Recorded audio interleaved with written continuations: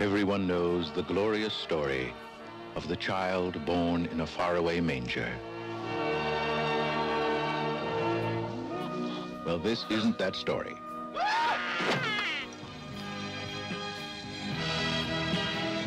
This is Monty Python's all-new Life of Brian. They call Brian.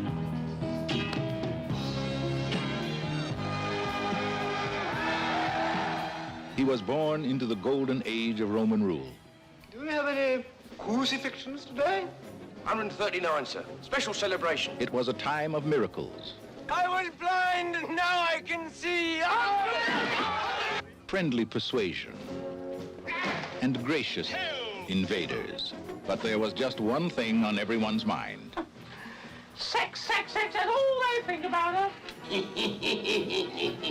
Oh, dear. In those days, getting stoned wasn't against the law. It was the law.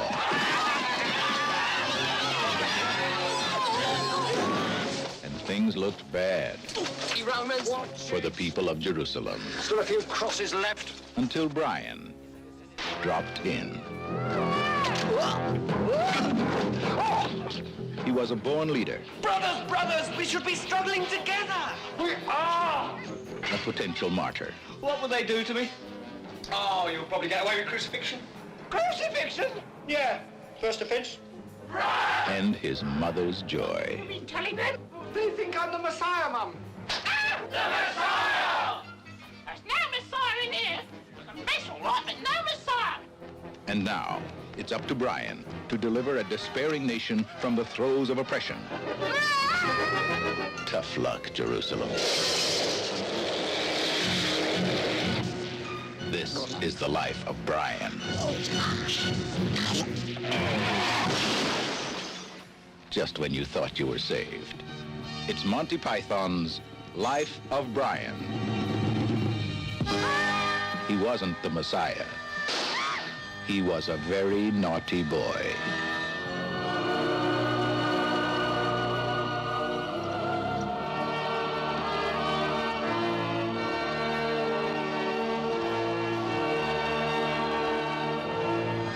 Terrific race, the Romans. Terrific.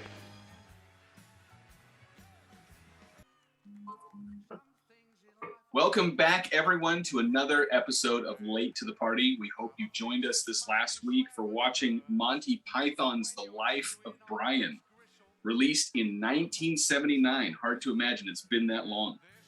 As you might imagine, it's directed by Terry Jones and stars the entirety of the Python cast, including Graham Chapman, John Cleese, Terry Gilliam, Eric Idle, Terry Jones, and Michael Palin. This movie, contrary to some people's opinions probably, rates 8.1 out of 10 on IMDb, 93% audience score on Rotten Tomatoes, that's better than some Marvel films, and an astonishing 4.8 out of 5 on Walmart.com. Excellent movie stuff.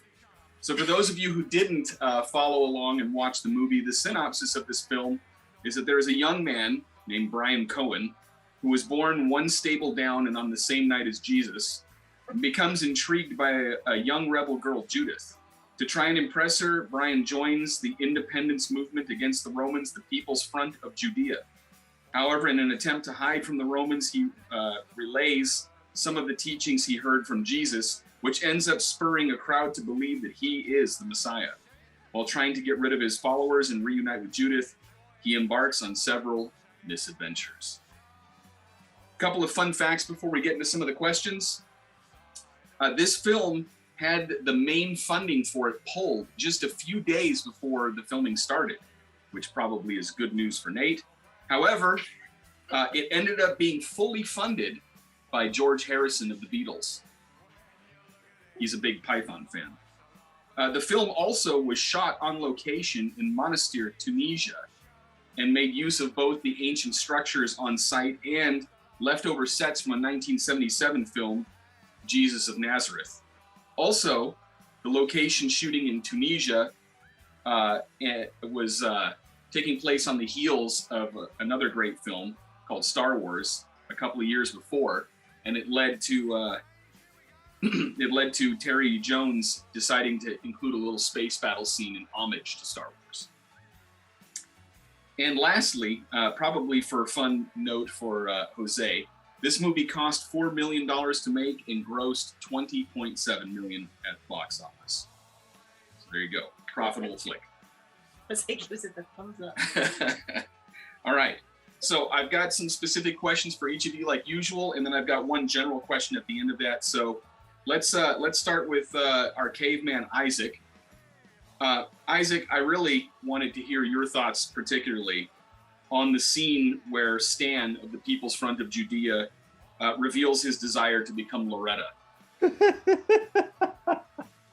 It was funny, dude.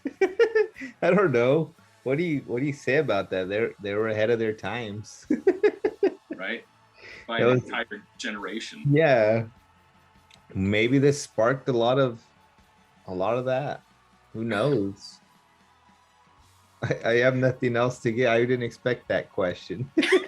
I don't think I've ever said that. I've thought of myself as Isabella. I think you make a cute Isabella. Oh. As long as he was wearing the tiny mustache. What do you think of that, Josh? That was pretty ahead of its time, though, to really think. If you really think that far back and they have that conversation, it's just like, damn, dude, we live in those times now. Yeah. Well, and I think the fact that in 1979 that it was considered absurdly humorous, and today it's deadly serious, kind of reveals the nature of our current cultural situation.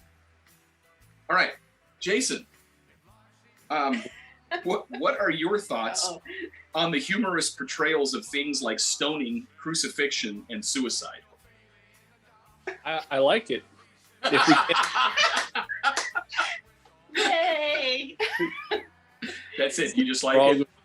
There's nothing wrong with having a good smile, you know. I think at the end of the movie, we get a nice musical number reminding us to smile, and I think that's some pretty good advice. Did you have any thoughts on the stoning scene in particular? I did. I liked the guy selling the stones outside. And they're like, dude, I felt like, oh my God, like I've been here. Like, I'm just going to pick up, they got stones at the thing. Oh, no. You don't want those stones. You want these stones. These are quality stones. They got some sharp. Okay, I'll take a sharp one and a flat one and a pack of gravel. Oh man, I was rolling. That was so good.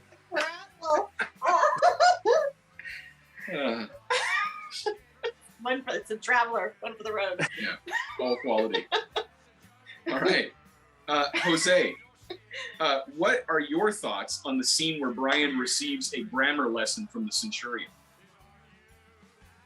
He's like, the tagging on the wall? Yes. Man, why you gotta make it all grammar and shit? I don't know. I think overall, just the emphasis on listen, I have a degree in English. People expect me to be correcting people's grammar all the time, and I tell people I don't care. And I think for me, that's what was funny about that scene, because it really speaks to me. Like I don't care. Like what is so important? And I think overall the movie is saying we put such a big making things important that really aren't important, and we fail to look at the big picture, because while he's trying to teach him that grammar, he fails to see that the entire wall is actually tagged up with Romans go home. Like. Yes, but at least it's grammatically correct. It is. But I think like that's I don't know. I think as I appreciate the language, the English language. I love reading. Obviously, we read comic books all the time. I think if I ever see a grammatical error, I've never made a big deal of it, because I look at the entire thing as a whole. I think that's what this whole movie is about. Look at everything as a whole, not just the one little thing. There was so many things that got overlooked because they poke fun of looking at the little details when the whole thing is absurd. But I I got a good chuckle out of that for the same reason. I'm like, man, I really don't care.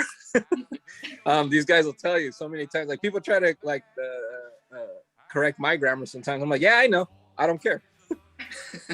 I speaks the way I speaks, man. Likes it or leave it, man. I don't care.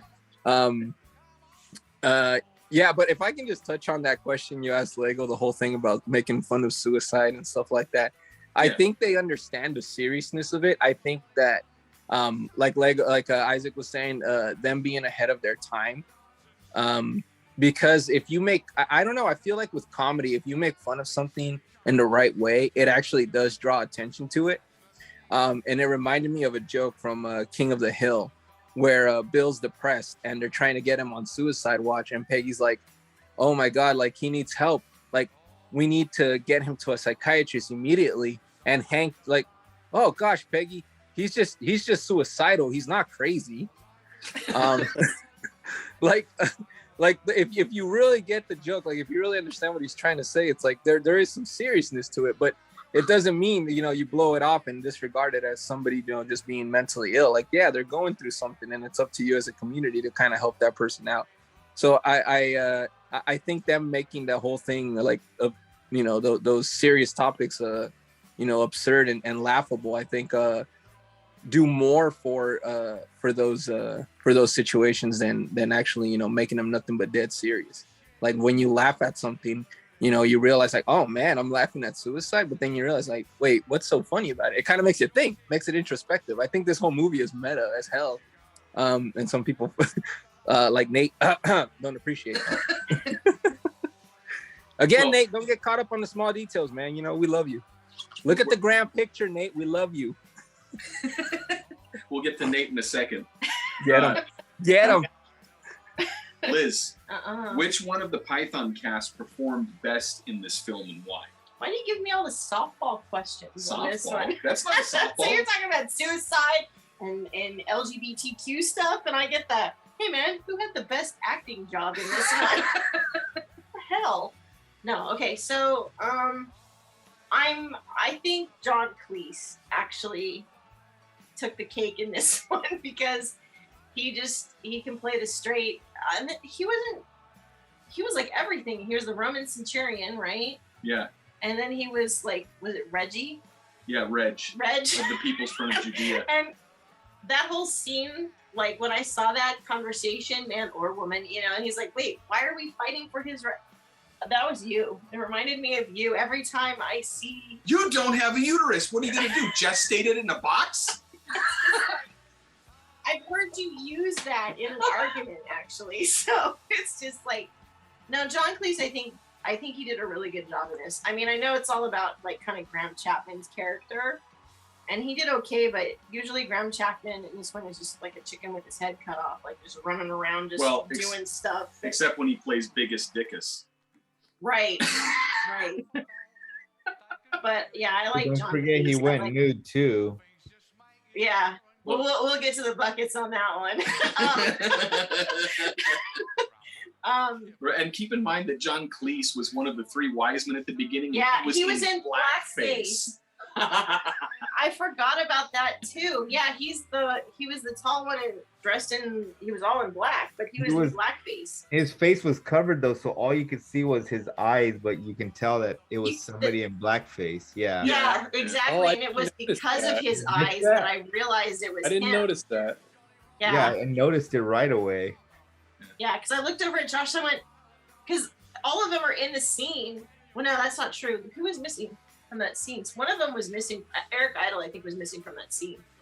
And I was like, well, John Cleese is the taller of all of them. And I was like, oh my God, he's in blackface? This is great. This has everything in it. But no, I think I've always been partial to him. Him and Michael Palin are like my two go-to Pythons. But I think in this particular movie, everything John Cleese did in it, he did very well. Because he can express a lot too, just with his gestures and looking around. And I can appreciate that with not having any dialogue to still get points across. And you're just like, oh yeah, he's really pissed, or oh yeah, he's super confused. Yeah, when he's having that discussion with the People's Front of Judea about what have the Romans ever done for us, and they're going through this like litany of things like aqueducts and education, and John Cleese is just kind of sitting there staring out the window. And I think the other one too is when he's trying to talk to the pilot, and he's supposed to go out and talk to the people, and Bickus Dickus is with them, and they're like, "I'll go speak with you." He's like, "Whoa!" Like just the look on his face. That's not a good idea. But he doesn't say it. He just knows that that's just not going to go well. So yeah, I like John Cleese. All right, Nate, are you ready? Taking notes. The question for you, sir, is how much did you love this film, and was it better than The Holy Grail? How much did I love this film? Let's see. You guys all get the auto thing, but for some reason, since I'm running this, I have to spotlight myself. There we go, for me to get this going. I think it was better than The Holy Grail. It was more of a cohesive picture. The jokes were still lowbrow, but I can see how they were like a I see what they were doing. I'm kind of starting to get the I'm not a huge fan of it, but I get what they're trying to do with this stuff. It's I think I would have done a lot better with it when I was younger. You know, I liked, like Jose, the big Jim Carrey fan, and Adam Sandler and whatnot. Like those movies, I loved them when I was younger, and I can't watch them at all now, even though I did like them when I was younger. So something's lost to me on like people making retarded voices and, you know, fart jokes and whatnot. So, but it didn't have like that clacking coconuts, you know, haunting me through the whole thing. Like it was a joke that I didn't like, and then every time it happened, it was just like pouring salt in the wound and rubbing it in. So that didn't happen with this one. You know, there was a couple biggest dickus. I'm like, yeah, I can see if I was in 6th grade, I would have thought that was hilarious. You know, it reminded me of Tom Segura's joke where he was in private school and there was a kid in there who had Tourette's, and a substitute teacher came in and didn't know that this kid had Tourette's, and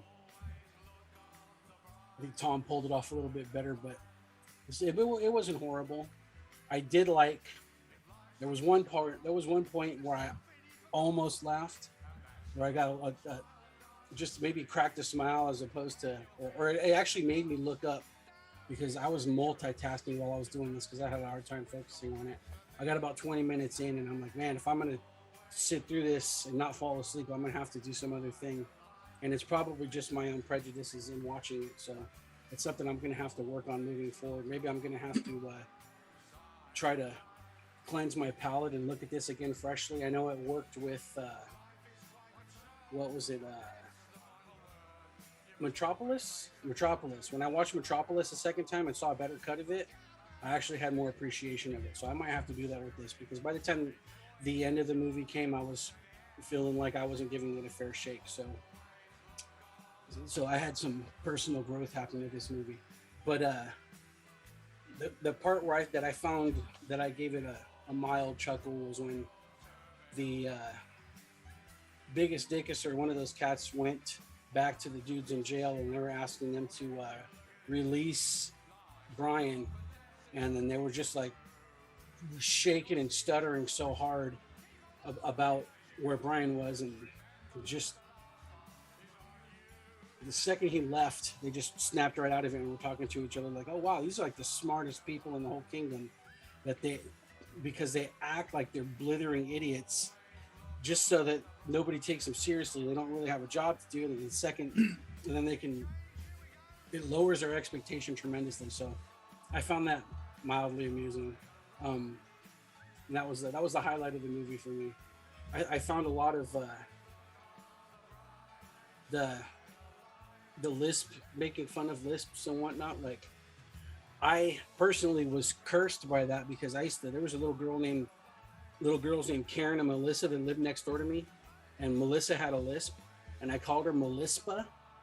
So the Lord saw that and cursed me with a daughter that has a horrible lisp too. So I have lost my taste for making fun of lisps because I was cursed with my own punishment of it. But It was better. It was better than the last one for sure.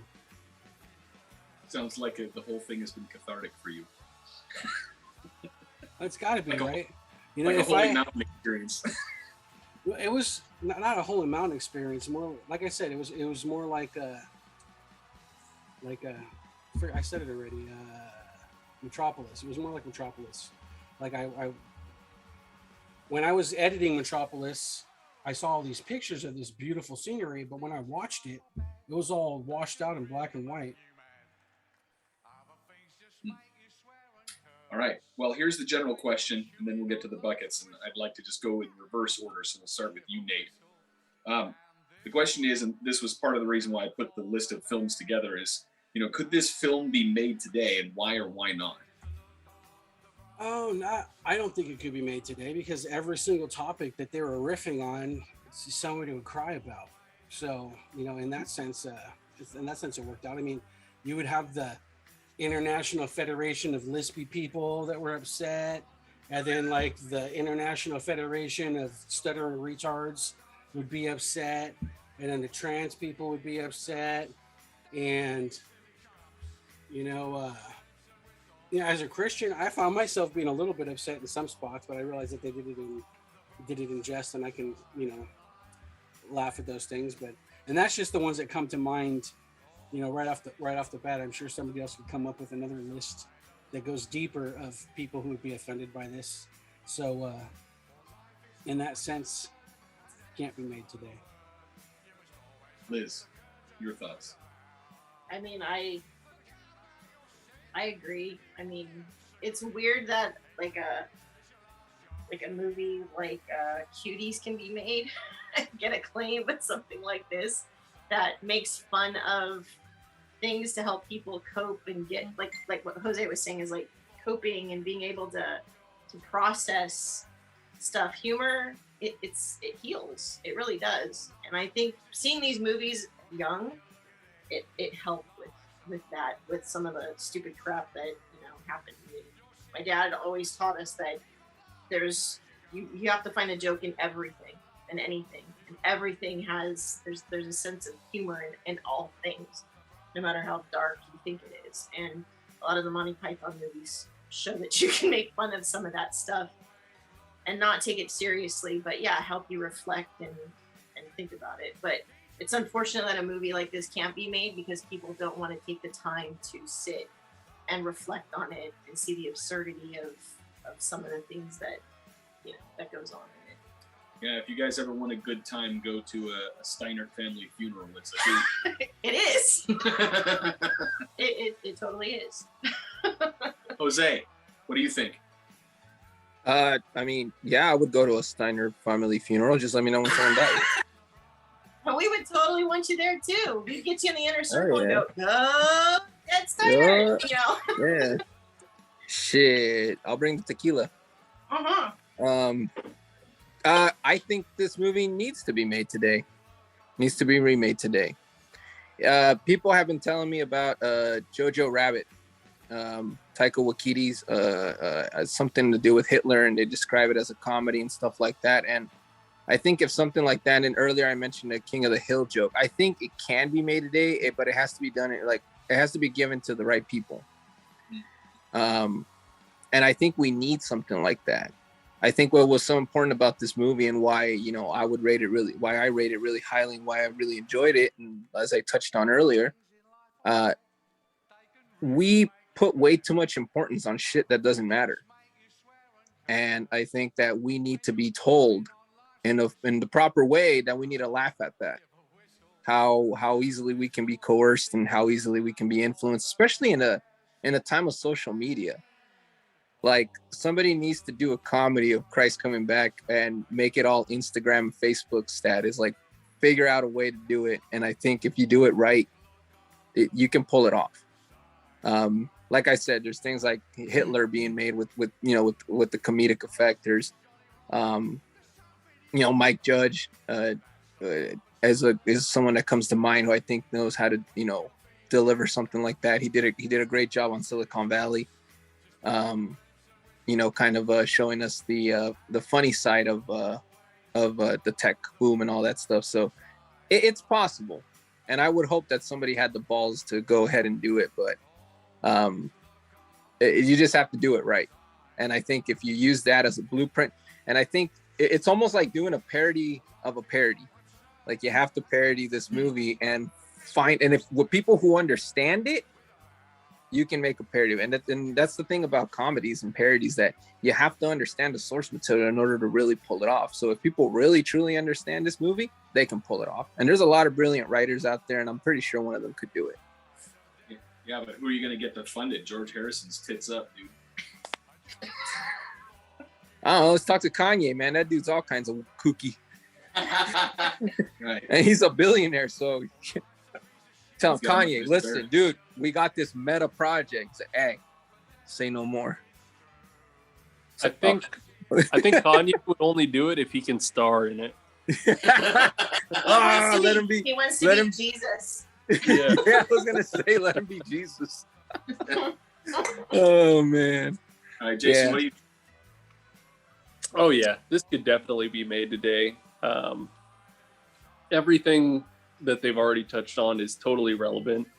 I feel like I've seen things that are very similar. There's a lot of contemporary artists out there who are very funny, and I don't see anything really in this movie that's too off, like that's too untouchable. I mean, I know it deals with a few things that are a bit taboo, but there was nothing that I found too distasteful or too offensive or too brash to include in anything that we would make today. So I could totally see this being made. I like Jose said, I think it actually probably played pretty damn well. Isaac. Buongiorno. Yeah, I agree with my cave bros. It can be made. Netflix. You don't think it's going to run into any kind of problems, huh? Not at all. None. Nada. Boom now. And we just Problems are good, man. Problems Yeah, are that's true. tight. Problem sells.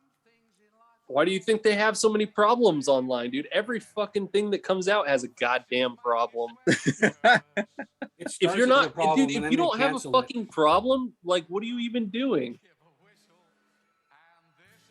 Not going to get any argument. Your on life, this. your life is very boring. That's true. Dude, I go through. I want the video- world to be run by the cavemen. Yeah, right? That's why we It would have be our great. boat. Get the boat out. Rock the boat, Jose. Because they're just like, the world should be fun, and you know, and who cares if it's not? I think I think what's important is, like, if you have a problem with something, it's like, dude, like, what is your problem with it exactly? And it's like, if you open that shit up, like, if it's a joke, laugh at the joke, and if somebody's offended, it's like, why are you offended? I agree with everything you guys Yeah, are like, saying. there's But- something wrong with you as an But we're individual. all talking about, like, I agree with you guys for myself. The problem is, I live in a place where 60% of the people are bitches, and they're gonna have a problem with it. I wouldn't. I think those things are great. I think you're overestimating the Yeah. bitch. I think Bitch most bullshit. people are chilling. It's like I tell my daughter, man, even if 99% of the world's population, I'm horrible at math here, even if 99% of the world's population absolutely hates you, that still leaves what, like 700 million people, 70 million? I suck at math. Somebody round that up. Like that 1% of people You're will still close. like it. It's like, dude, like Game of Thrones was like bragged about being one of the greatest, like most watched shows. And I think they said on average it was 35 million. 35 million is nothing in the grand scheme of things in the world. There, you'll find your audience. You just have to put it out there. And I think, I mean, look at Nate. He's the 1% here that didn't like, well, actually, I don't know. We haven't gone to the buckets yet, but he didn't like Monty Python. He doesn't like the humor, but so many more people. Dude, look at Walmart.com, 4.8. Come on, dude. You know, it's got a crowd. You just have to find that crowd. All right, let's move to the buckets then. Isaac, what do you got for us? 9 buckets. It's Monty Python, man. Like, it's so influential. It's everybody who came up as a comedian worshiped these guys, and it was good, ahead of its time. Like I said earlier, like all the topics, and they were funny. They weren't crude, they weren't absurd, they were just funny, and it was good laughs. And the song at the end, oh man, perfect. Perfect. 9 buckets. All right, Jason. I'd say this is probably about an 8. I enjoyed it. I thought it was funny. Everything was clever, but rewatching it, I didn't laugh as hard. That might just be the problem of comedies and not being able to like watch with a group. That is a big deal. You know, it always, every time we watch a horror movie or a comedy, I'm kind of like wishing that we did it with other people, because, or maybe that's just something I'm going to have to incorporate into my watching, because I always have more fun when I'm riffing with someone and we're enjoying it together. Enjoying it alone is not as good, so it's a little bit harder to rate fairly. So I'd say an 8 is probably about what I'd rate this one. It's not as good as Holy Grail, but it's pretty good. Jose. I'm gonna go ahead and give it a 9 as well. It loses a bucket because I will be honest, the one part where I'm just like, huh? Is the alien scene. I was like, what? I to this day, I don't know. I've never looked up a YouTube video or anything trying to explain that. I just kind of figured as like they needed an extra 10-15 minutes to fill in the film. I don't know. I honestly don't know. Like to this day, I don't know how am I supposed to interpret that? Like, I don't know. But overall, like Isaac said, it does have a lot of influence. A lot of people reference it. A lot of people, and for the right reasons. Like I said, it's ahead of its time. It pokes fun of, I think, of every generation goes through this, and I think if every generation kind of sat down and, looked at themselves, I think this is what they would come up with. It'd be like a Life of Brian sort of situation. Like, are we giving meaning to meaningless crap? Probably. Is it that big of a deal? No. But yeah, so I'll give it 9 out of 10. All right, Liz. My first number that jumps out is 9, but because there is one penis in it, it gets a 10. You guys get the booby quotient, I get the penis quotient, and it gets a 10. Hey, don't forget about the balls. There was also balls on top. That's of 100. So fine, it's a 7. So then that puts it at a 12. So we That's turned this 100. movie up to a 12. That's a 100. That's 100, man. 100% movie. No, I like this one better than I know this is gonna upset my family, so they're not allowed to watch it, but I like this one better than the Holy Grail. This is my favorite of the Monty Python movies, is Life of Brian. And yeah, even though it has all that sacrilegious connotations behind it, it's great. I mean, just at the jump, when the 3 wise men go in there, like I said, John Cleese is in blackface, and they leave the gifts. And then like 2 seconds later, they come back in and they take them all back and they go install over. Like, all right. That set the tone for the movie right there. Yeah, and then baby Brian is crying, and she's like, "Shut up!" and slaps the baby. Like, there it is. There it is. The sandal scene. Yeah. So it's this one I like a lot. There's a lot of little things in this one that just carry it through. They don't necessarily have a recurring theme like the coconut scene and stuff like that. That actually bothers me, like the coconuts too. That's the one thing of that movie that I didn't like. But anyway, it's a different movie. So yeah, it gets 10. 10. All right. Oh, my turn? Yeah. This movie was twice as good as the last one, so it gets 2 buckets. That's 100% increase. That's like It had Muff. Yeah, No boobies though. like 70s muff. Like that should take a bucket away.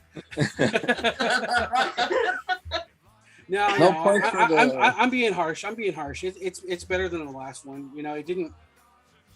There was more cohesion to it. I actually liked some of the things that everybody didn't like the space scene and whatnot. Like if it's gonna be stupid, then let's be really fucking stupid and throw some aliens in there. Why not? I give it 4 buckets.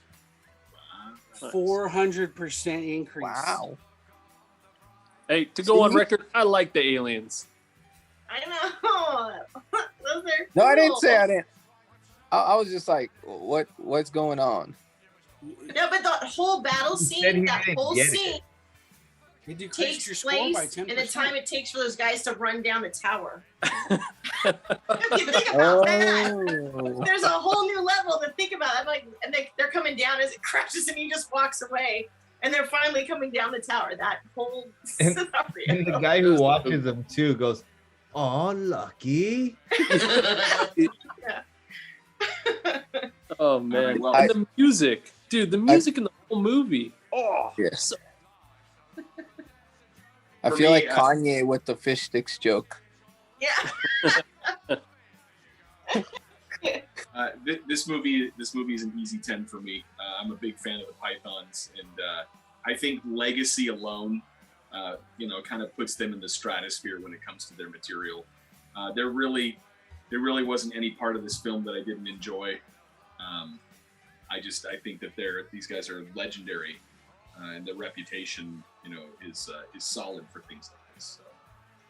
Well, I will be handing the baton next week to Jose. So hopefully by the time you've seen this, you've tuned into our episode of Late to the Party to find out what you need to watch to join us.